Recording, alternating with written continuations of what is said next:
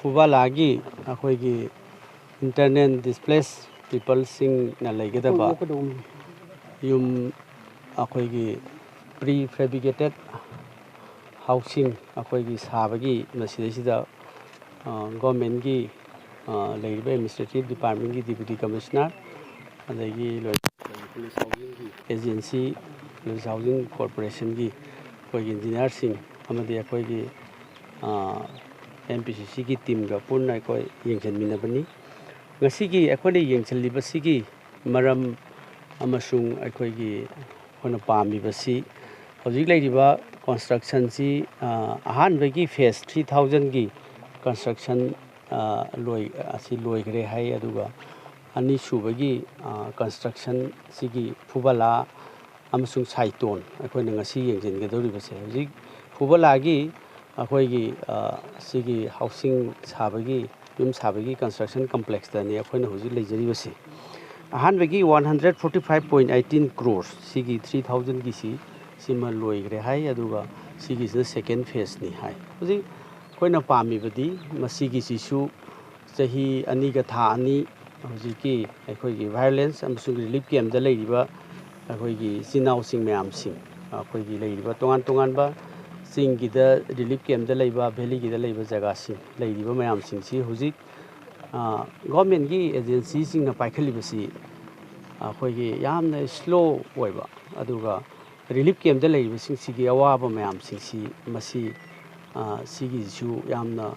awaba mayam ama handa phongdorokpa kholokpa leigre adagi at the same time handak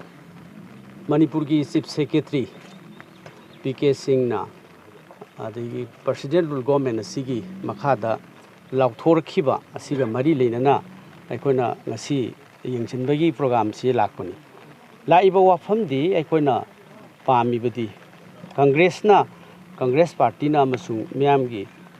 leiriba internet displaced person singi makoi gi voice makoi gi apamba mayam sing du khangakanda handak chief secretary na laukthokhi basi akoi masi yaningdi hairiba akoi gi 3 phase resettlement plan of the government haina laukthokhi badu akoi madu machi yaningde masidai sida hairiba planning sida IDP singi masi leiriba posi solution ama akoi gi porokpa gi wafam yaude hairiba makhai masigi laukthoi sida akhoi gi phase ahum thokna adi first phase ta July dagi leiriba mayam singse masi July gi sida moi hanjalhanba ani suba second phase sina October then ahum suba akhoi gi third phase sina December bhauki manungda hairiba singsi hanjalhanba hairise magi mayumda hanjalhanbigi wafam nateba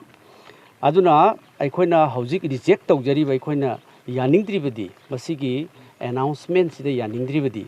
masida yamna clear oiba tasengba amadi akhoigi concrete road map ama hairiba IDP singsigi makoina masagi original yum singda makoigi masagi hana leiriba lamsing sida akhoigi community khudingmaki madugi plan si clear oide adi phase ahum thongna hanjalhani di hai but maduda akhoi gi ayabagai na anakpa jaga singdana asaigi madu hanjalhan gi ba aduga yadaba singduna relief camp da asi leiriba singche relief camp tu akhoi gi prefabricated house ta hongjalan ba haibene ba hojiki announcement se aduna masina hena akhoi gi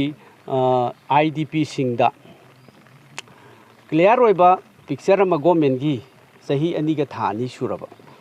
hoigi 796 days ngasi bokta masi suroba sida akhoi gi clear picture ama lainga kasine piba ngamda base akhoi yamna ngak eba central government amasung state government president rule government asina ngasi bokta clear picture ama IDP singi piba ngamda base masi government da akhoi masi nungai teba laukthoi be announcement jing jisu masi ꯑꯩꯈꯣꯏꯒꯤ relief ꯀꯦꯝꯞꯇꯨ ꯑꯩꯈꯣꯏꯒꯤ ꯐꯦꯕ꯭ꯔꯤꯀꯦꯇꯦꯗ ꯍꯥꯎꯁꯇ ꯂꯩꯌꯣ ꯍꯥꯏꯕꯒꯤ plan ꯑꯣꯏꯅ ꯍꯥꯏꯌꯦꯕ ꯑꯗꯨꯅ ꯑꯅꯤꯁꯨꯕꯗ ꯍꯧꯖꯤꯛꯀꯤ ꯂꯩꯔꯤꯕ ꯃꯁꯤꯅ ꯌꯨꯅꯤꯇꯤ ꯑꯃꯒꯤ ꯄ꯭ꯂꯥꯟ ꯍꯥꯏꯕꯗꯤ ꯂꯩꯔꯤꯕ ꯃꯌꯥꯝꯁꯦ ꯑꯃꯒ ꯑꯃꯒ ꯆꯪꯊꯣꯛ ꯆꯪꯁꯤꯟ ꯇꯧꯅꯕ ꯃꯥꯒꯤ ꯑꯣꯔꯤꯖꯤꯅꯦꯜ ꯍꯣꯝꯗ ꯂꯩꯕꯒꯤ ꯑꯃꯁꯨꯡ ꯅꯨꯡꯁꯤꯅꯅ ꯄꯣꯔꯛꯄꯒꯤ ꯋꯥꯐꯝꯁꯦ ꯃꯁꯤꯒꯤ ꯑꯩꯈꯣꯏꯒꯤ ꯐꯦꯖꯦꯁ ꯑꯗꯩ ꯂꯩꯔꯤꯕ ꯔꯤꯁꯦꯇꯜꯃꯦꯟ ꯄ꯭ꯂꯥꯟꯁꯤꯗ ꯌꯥꯎꯗꯦ ꯑꯗꯨꯅ ꯃꯁꯤꯅ ꯍꯦꯟꯅ ꯑꯩꯈꯣꯏꯒꯤ ꯅꯨꯡꯁꯤꯅꯗꯕ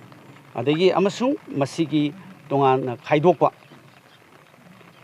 ꯗꯤꯕꯤꯖꯟꯁꯦ ꯃꯁꯤ ꯍꯦꯟꯅ ꯍꯦꯟꯖꯟꯅ deepening ꯇꯧꯍꯜꯂꯦ aduna division si handle halli hariba planning sina adagi at the same time masigi displaced people singse masi hen awaba se kuina sathabagi plan ama oina masigi announcement sina ohelleba aduna idp singi wakhalda masi unrest oibase adum sarkar gi yamna masigi hotnari basida hida ubo phangdaba sina akhoi masigi at the same time sari basing sisu sarkar na yamna casual loina masigi stipulated time akaknaba matamda saraga matam khara awaba leringa hida lehenbra su lehendaba aduga hairu ragana paisa laktri haiba sanction di tawre aduga paisa di laktri aduna loisindabni haiba yam casual loina khumbase